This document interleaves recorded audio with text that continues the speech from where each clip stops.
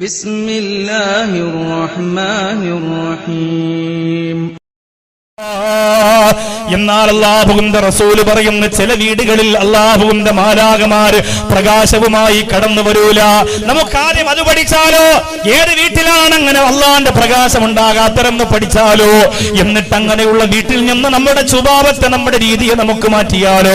അല്ലാഹുവിന്റെ റസൂല് സഹാബത്തിനോട് പറയുകയാണ്, ഇന്നൽ മലായികത ലാ തൻസിലു അലാ ഖൗമിൻ ഫീഹിം ഖാതിഉ റഹിമിൻ മുഹമ്മദ് മുസ്തഫ സല്ലല്ലാഹു അലൈഹി വസല്ലമ തങ്ങൾ പറയുകയാണ്, കുടുംബബന്ധം മുറിച്ചു കളയുന്ന, കുടുംബബന്ധം ചേർക്കാത്ത ഏതെങ്കിലും ആളുകൾ താമസിക്കുന്ന വീടുണ്ടോ, ആ വീടിന്റെ അകത്ത് ബറക്കത്തില്ലെന്ന്, ആ വീടിന്റെ അകത്ത് റഹ്മത്തില്ലെന്ന്, ആ വീട്ടിലേക്ക് അല്ലാഹുവിന്റെ മാലാഖമാർ ഇറങ്ങൂലെന്ന് നബി മുഹമ്മദ് മുസ്തഫ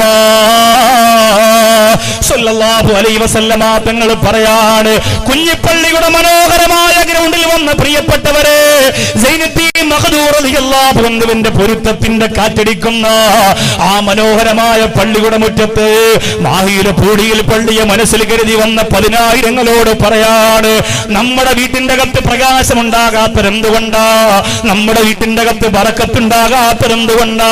നമ്മുടെ വീട് അല്ലാഹു ഇഷ്ടപ്പെടുന്ന പ്രകാശത്തിന്റെ വീടാകാത്തതെന്തുകൊണ്ടാ? നിന്റെ ഭർത്താവ്, നിന്റെ ഉമ്മയുമായി, ഭർത്താവിന്റെ ഉമ്മയുമായി ഭർത്താവ് പിണങ്ങിക്കഴിയുന്നത് കൊണ്ടാണ്, ഉമ്മാടെ കുടുംബവുമായി പിണങ്ങിക്കഴിയുന്നത് കൊണ്ടാണ്, വാപ്പയുടെ കുടുംബവുമായി പിണങ്ങിക്കഴിയുന്നത് കൊണ്ടാണ്. എനിക്ക് ഞാൻ മതി, എന്റെ ഭാര്യ മതി, എന്റെ മക്കൾ മതി, അതിനപ്പുറത്തേക്കുള്ള ബന്ധങ്ങൾ വേണ്ടെന്ന് ശാഠ്യം പിടിക്കുന്നവര് പുന്നാര ഹബീബ് പറയുന്നു, വേണ്ട. അങ്ങനെ ഒരു ശാഠ്യം നിങ്ങൾ പിടിച്ചാൽ നഷ്ടപ്പെടുന്നത് നിങ്ങളുടെ കുടുംബമാണ്, നിങ്ങളുടെ വീടിന്റെ പ്രഭയാണ്, നിങ്ങളുടെ നന്മയാണ്. അല്ലാഹുവേ ഞങ്ങളെ കാക്കണേ റബ്ബേ. എത്രയോ ആളുകളുണ്ട് നിസ്കാരത്തഴമ്പുണ്ടാവും, ഈ വർഷവും കഴിഞ്ഞ വർഷവും ഒക്കെ ഹജ്ജിന് പോയിട്ടുണ്ടാവും, പക്ഷേ കുടുംബത്തിൽ പലരുമായിട്ടും പിണക്കമാണ്. ആർക്കു വേണ്ടിയാണ് ഈ ഉണ്ടാക്കുന്നത്? ആർക്കു വേണ്ടിയാണ് ഈ കഅബാലയത്തിൽ പോയി തവാഫ് ചെയ്യണേ? കാലിന്റെ തുട പൊട്ടുന്നത് വരെ 10ഉം 15ഉം ഉംറയാണ് 15 ദിവസം കൊണ്ട് ചെയ്യുക. ആർക്കു വേണ്ടി? കുടുംബത്തിൽപ്പെട്ടവരോട് പിണങ്ങിയിട്ട് ഇങ്ങനെ കുറെ വിലത്തരം കാണിച്ചിട്ട് എന്തേലും നേട്ടമുണ്ടാവോ? ഒന്നും ഉണ്ടാവൂല പടച്ചോന്റെ ലോകത്ത്.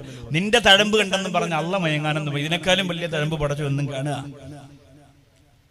കുടുംബത്തിൽപ്പെട്ട സർവരോടും പിണക്കമാണ്, പക്ഷേ 10 വിരലിലും തസ്ബീഹ് കുത്തിക്കൊണ്ടാണ് താത്ത നടക്കുക. ആരെ കാണിക്കുക? നീ തന്നെ ഭർത്താവിനെ തിരിവെച്ച് ഭർത്താവിന്റെ ഉമ്മയോട്ട് നീ ഭർത്താവിനെ പിണക്കിയില്ലേ? എന്നിട്ട് ജുബാനല്ല, ആർക്ക് ജുബാനല്ല? പിന്നെ താത്തമാര് പറയും, മഗ്‌രിബിന് ഞാൻ നിസ്കാരപ്പായി കയറിയ അർറഹ്മാനും വാക്കിയം തവാറക്കല്ലതി ഓതിയിട്ടേ ഞാൻ എഴുന്നേക്കും. ആർക്ക് ബോധ്യപ്പെടുത്താൻ?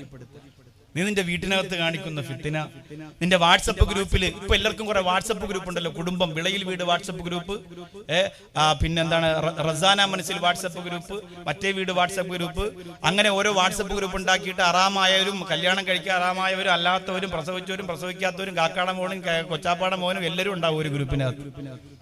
ഭക്ഷണം കഴിക്കാൻ പോകുമ്പോൾ സെൽഫി എടുക്കണം, അതെടുത്ത് അതിനകത്ത് പോസ്റ്റ് ചെയ്യണു. നീ എവിടെയാടാ? ഞാൻ കുഞ്ഞിപ്പള്ളിയിലടാ, ഞാൻ തലശ്ശേരിയിലടാ, അങ്ങനെ അങ്ങോട്ട് വർത്താനം പറയാ. ഇതിനകത്ത് എന്തൊക്കെയോ ഫിത്തിന നിങ്ങൾ ഉണ്ടാക്കുന്നുണ്ട്. എത്ര ഫിത്തിന ഉണ്ടാക്കുന്നുണ്ട്? വളരെ ശ്രദ്ധിക്കണം. വാട്സപ്പ് എന്ന് പറഞ്ഞാൽ ബുഖാരി മുസ്ലിം ഒന്നും അല്ല. നമ്മൾ ശ്രദ്ധിച്ചില്ലെങ്കിൽ നമ്മുടെ കാര്യം പോക്കാണ്. വളരെ ശ്രദ്ധിക്കണം, ചെറിയ കാര്യമല്ല. അള്ളാഹു നമ്മെ കാത്തിരക്ഷിക്കുമാറാകട്ടെ. പടച്ചോനെ ഞങ്ങളെ കാക്കണേ അല്ലാ, ഞങ്ങളെ കാക്കണേ റബ്ബേ. ഞങ്ങളുടെ കുടുംബജീവിതം ഭദ്രമാക്കി തരണേ അല്ലാ. കുടുംബ ബന്ധം മുറിച്ചു കളയുന്നവരുടെ വീട്ടിൽ ഒരു പ്രഭയും ഒരു പ്രകാശം ഉണ്ടാവില്ല. നിങ്ങൾ ആരെങ്കിലും അങ്ങനെ ചെയ്തിട്ടുണ്ടെങ്കിൽ ആണയിട്ട് ഞാൻ പറയാണ്, ഖബറിൽ നമുക്ക് സന്തോഷത്തോടെ കിടക്കാൻ പറ്റില്ല. എന്ത് വില കൊടുത്തു കുടുംബത്തിൽ പിണങ്ങിയിരിക്കുന്നവരോട് പോയി അസ്സലാമു അലൈക്കും പറഞ്ഞ് ഇണങ്ങിയേ പറ്റും. സംഘടനയുടെ പേരിലാകട്ടെ, രാഷ്ട്രീയത്തിന്റെ പേരിലാകട്ടെ, കുടുംബ വഴക്കിന്റെ പേരിലാകട്ടെ. പുന്നാര ഹബീബ് സല്ലല്ലാഹു അലൈഹി വസല്ലമ തങ്ങൾ ഒരു സദസ്സിൽ എഴുന്നേറ്റ് പ്രഭാഷണത്തിന് വേണ്ടി നിന്നു. മദീനത്ത് നാളെ ക്ലാസ് ഉണ്ടെന്ന് പറഞ്ഞപ്പോ സഹാബികളൊക്കെ വലിയ ആവേശത്തിലാണ് സുബഹിക്ക് വന്നത്. അല്ലാഹുവിന്റെ റസൂൽ സുബഹിക്ക് എഴുന്നേറ്റ് നിന്നിട്ട് പ്രിയപ്പെട്ട സഹാബത്തിനോട് പറഞ്ഞു, ഇന്ന് ക്ലാസ് കഴിഞ്ഞിട്ടൊരു ദുആ ഉണ്ട്, ഇന്ന് ക്ലാസ് കഴിഞ്ഞിട്ടൊരു ദുആ ഉണ്ട്. സഹാബികളോട് അല്ലാഹുവിന്റെ റസൂൽ പറഞ്ഞു, അതുകൊണ്ട് കുടുംബത്തിൽ പിണങ്ങിക്കഴിയുന്ന ആരെങ്കിലും ഉണ്ടെങ്കിൽ ദുആഇന് മുമ്പ് എന്റെ സദസ്സിൽ നിന്ന് എഴുന്നേറ്റ് പോകണം. അവരിയ്ക്കുന്ന സദസ്സിന്റെ ദുആ പോലും അല്ലാഹു സ്വീകരിക്കൂലെന്ന് പറഞ്ഞപ്പോ ഒരു പ്രിയപ്പെട്ട സ്വഹാബി എഴുന്നേറ്റിട്ട് പറഞ്ഞു, നബിയേ, എന്റെ ഉമ്മയുടെ അനുജത്തിയുമായിട്ട് ഞാൻ പിണക്കത്തിലാണ്. അള്ളാഹുവിന്റെ റസൂല് പറഞ്ഞു പെട്ടെന്ന് പുറത്തിറങ്ങുക. പൊട്ടിക്കരഞ്ഞുകൊണ്ട് പുറത്തേക്ക് ഇറങ്ങി. എന്നിട്ട് വീട്ടിലേക്ക് ഓടുകയാണ്. ക്ലാസ്സിന് വരുന്ന സഹാബത്ത് ചോദിക്കുന്നു, നീ എവിടെയാണ് ഈ ഓടുന്നത്? നീ എവിടെയാണ് ഈ ഓടുന്നത്? നീ എവിടെയാണ് ഈ പോകുന്നത്? കരഞ്ഞുകൊണ്ട് പറഞ്ഞു, എനിക്ക് ഭാഗ്യമില്ല, എനിക്ക് അല്ലാഹു ഭാഗ്യം തന്നില്ല. എന്നെ അല്ലാഹുവിന്റെ റസൂല് ഓടിച്ചു വിട്ടിരിക്കുകയാണ്. പോയിട്ട് പിണങ്ങിയിരിക്കുന്നവരോട് സലാം പറഞ്ഞ് ഇണക്കം നടത്തിയതിന്, പിണക്കം തീർത്തതിന് ശേഷമാണ് പുന്നാര ഹബീബിന്റെ സദസ്സിലേക്കും മടങ്ങി വന്നത്.